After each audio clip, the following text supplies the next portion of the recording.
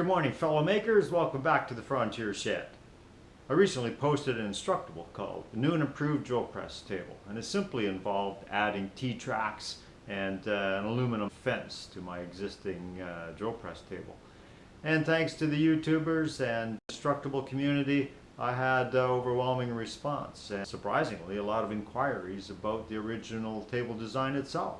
So I thought maybe I'd take a few minutes, put together a quick video, and illustrate in a little more detail what the original design consists of. My drill press is a Delta DP300L. It comes with a fairly basic metal table, very useful for fixturing and metalworking. So taking advantage of the center hole mount in the metal platter, this is what I've built. The base here is 9 inches by 9 inches. You can see that I traced the outline of the attachment slots, and I could easily have screwed something up into there to secure the table from below. I chose to use a center mount, and I torque it down pretty good so it's not sliding around on me.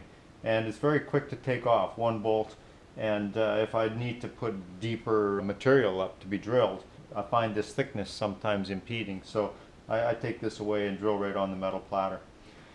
There's a 3/4 inch base and build-up of 3 layers of 3/4 inch plywood on each side. This creates a pocket underneath the table that collects the debris that falls down through the center. I can vacuum out easily. So with this type of layout, it's very easy to attach. Simply drop it down through the hole. So the 3/8 bolt protrudes down below here. I built a shoe that fits that groove just perfectly. I had a washer and of course the 3/8 nut.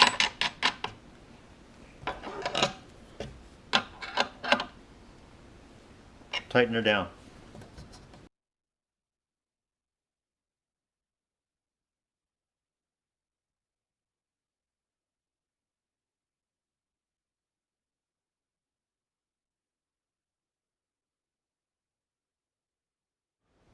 The table surface itself is 30 inches wide by 13 inches deep. The surface is comprised of 2 layers. There's the 3/4 inch base plywood, and then I've got a 1/2 inch pre-finished birch plywood on top. It's a cabinet plywood that I had left over, but it's nice because it's got a great smooth finished surface.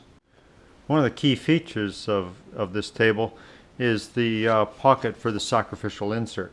And I keep a stack of them on the wall back here. Simply pop it in. As this gets all chewed up, I pop it out and replace it with a new one.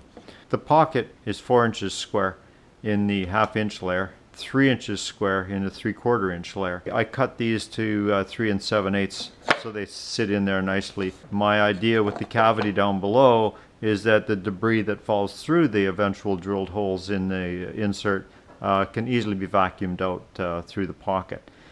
Some have asked me, why is the pocket so deep? It could have been shallower, and in some cases I find that even when I drop the table to the lowest setting, sometimes I have difficulty getting larger pieces in, so I have to take the table off and work the metal platter itself. But I don't find that too big of an inconvenience. Hopefully that explanation helps. The previous video featured recessed T-tracks and the aluminum fence. So I won't go into a lot of detail on that, but it has been a real pleasure to work with since putting this fence on. It tightens down very easily and absolutely satisfies everything that I need. I'm sure there's better tables out there, but it's perfect for me.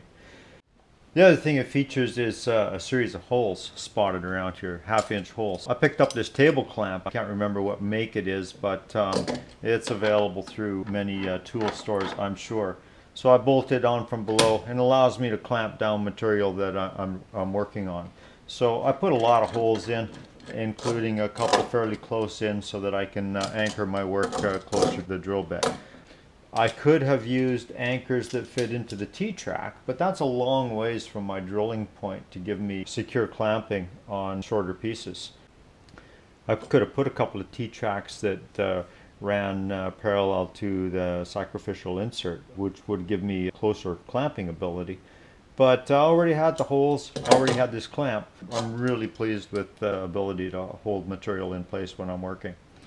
You'll notice too that there's some scribed lines on the surface. They're spaced 1 inch apart, and it is really just a general guide when I'm queuing things up that my fence ends up more or less parallel. Not that that makes a big difference, but it also allows me a real quick gauge when I'm wanting to drill a hole in something. I don't necessarily have to get the tape measure out. I can set my track accordingly, and I know how far from the drill bit I am. Here's another feature I thought I'd tell you about. They say that necessity is the mother of invention. I was drilling with a spade bit one day and making quite a mess, and I thought, I gotta get my vacuum up here. So I built that little peg, stuck it in one of the clamp holes, found a clamp that fits my vacuum hose, and voila, problem solved. So what about the drill station in general? I think I've got a pretty good layout, certainly for my needs. Underneath the table I keep a vise, center punch, my mounting clamp, my holder for centering round stock, a pair of safety goggles, measuring tape, and some markers. Down below here I've got a pull-out tray. Accommodates various drill bits, my sanding devices, my caliper of course. And further below I've got the wire brushes, my cleaning brush, clamps, dust mask. The orange drill box contains all of my extra large drill bits and long drill bits. The black box is the hammer drill set. Up here you can see that I've got my hand drills, I've got my hole saw kits back there, and I've got all the necessary drilling attachments on this magnetic rail on the front. Incidentally, this was a microwave cabinet that was in the house when we bought it. So after renovating the kitchen, I repurposed it. It's a great shelf for holding the drill accessories. And let's not forget our stacked sacrificial inserts. I built this box so I can pull one out, the stack drops down, I can see through the gauge how many I have left, and when I cut more, simply stack it in from the top. So there you have it, makers. That's the drilling station at the Frontier Shed. If your drilling station isn't measuring up, hopefully you get some inspiration from this to create a solution that works for you. Most importantly, keep making.